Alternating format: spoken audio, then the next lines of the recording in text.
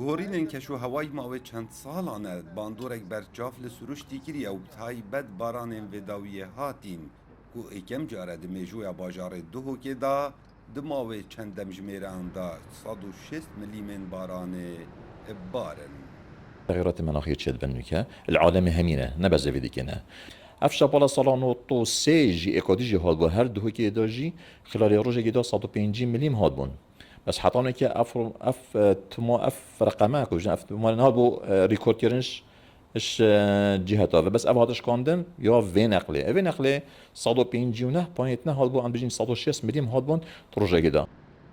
گۆڕ ئامارên فەرمی li Snûrê Parêzgeha Duhokê zêdetirî 3000 bîrên irtîwazî hene ku li hindek cihan 5 metran ava jêr erd dabezîbû û metirsiya wişukbûna hindek bîran hebûye û teman demda zêdetirî 2500 kaniyên avê hene ku zêdetirî 600 kanî wişik bûyne ji ber guhorînên keşûhewayê û wişkesaliyên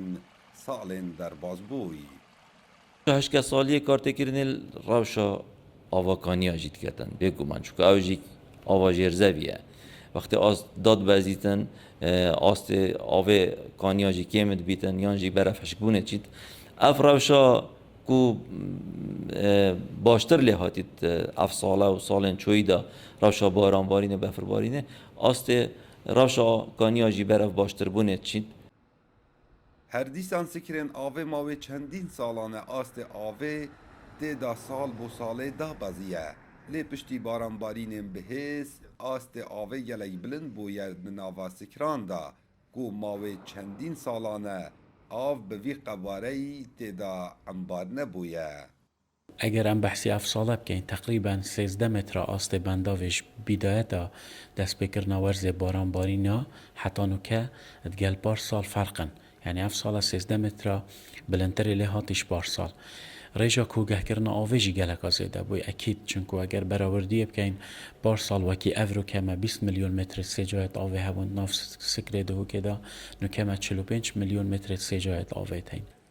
گۆڕینên keşûhewayî ne bi tenê mifagehandiya xelkî belkû li vê dawiyê ji ber hatina baranbarînên bihêz lehyeka mezin di nava bajarê Duhokê û çendîn bajarên dî durust bû.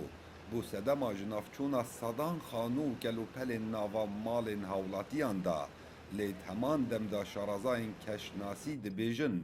ew valatiya beriya çend salan ji hûşkesaliyê durustbûyî heta nûke wek pêdivî per nebûye. Kawa Emerdengê Emerîka Duhok.